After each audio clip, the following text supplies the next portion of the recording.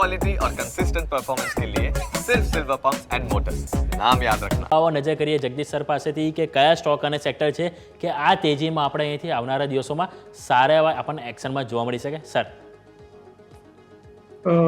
આમ તમે જુઓ તો સૌથી મને વધારે એક તો ઓટોમોબાઈલ સેક્ટર એટલા માટે લાગે છે, ભલે આમાં આપણે જાણીએ છીએ કે ડિમાન્ડ એટલી બધી નથી, પણ છતાં પણ જે જાતનો ભાવ વધારો એ લોકો કરી રહ્યા છે, દરેકે દરેક તમે જો પહેલા મારુતિ સુઝુકી મારુતિએ કરી, એ પછી ટાટા મોટર્સે કરી, ગઈકાલે કિયા એટલે કે હુન્ડઈએ કરી, અને રેનોલ્ડ જેવી જે કંપની લિસ્ટેડ નથી એ લોકોએ પણ ભાવ વધારો કર્યો, હોન્ડાએ પણ ભાવ વધારો જાહેર કર્યો છે.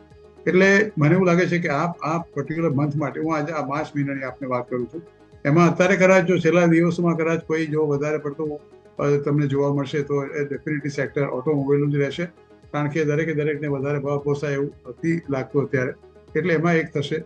બીજું કે એક એક્સિસ કેપિટલનો જે રિપોર્ટ આવ્યો છે, જે સિટી ગેસ ડિસ્ટ્રીબ્યુશન કંપનીઓ છે, એને કારણે મને એવું લાગે છે કે કદાચ આ કંપનીઓમાં પણ આઈજીએલ છે, એમજીએલ છે, ગુજરાત ગેસ છે, આ બધી કંપનીઓમાં તમારે કદાચ થોડું ચોક્કસ ધ્યાન રાખવું જોઈએ.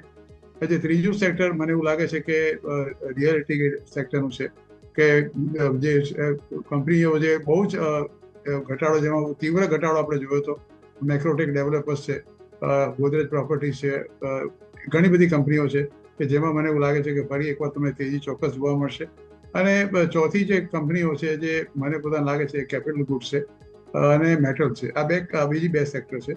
મેટલમાં એટલા માટે કે ચાઇનાએ પોતે સ્ટિમ્યુલસ પેકેજ જાહેર કર્યું છે પોતાની દેશની ઇકોનોમીને સુધારવા માટે. આપણે જાણીએ છીએ કે China is the biggest consumer of the metal in the hall world. એટલે જ્યારે પોતાની ઇકોનોમી રિવાઇવ કરવા માટે સ્ટિમ્યુલસ પેકેજ જાહેર કરે તો મેટલની ડિમાન્ડ વધવાની છે, અને એને કારણે હંમેશા એ મેટલ સેક્ટર હંમેશા ફોરફ્રન્ટમાં રહ્યું છે.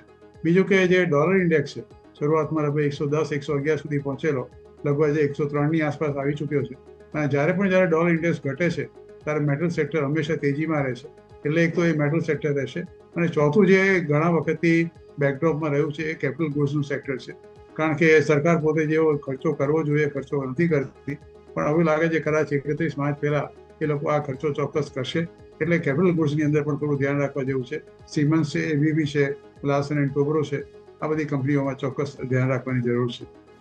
ઓકે, તો કેપિટલ ગુડ્સ વાત થઈ, metal company, gas distribution company, અને સાથે સાથે સર વાત કરી ચોથા સેક્ટરની કે ચારે ચાર સ્ટોક છે, સેક્ટર છે કે જેની ઉપર તમારે ખાસ કરીને ફોકસ કરવું જોઈએ, જે આવનારા દિવસમાં સારું પરફોર્મ કરી શકે છે.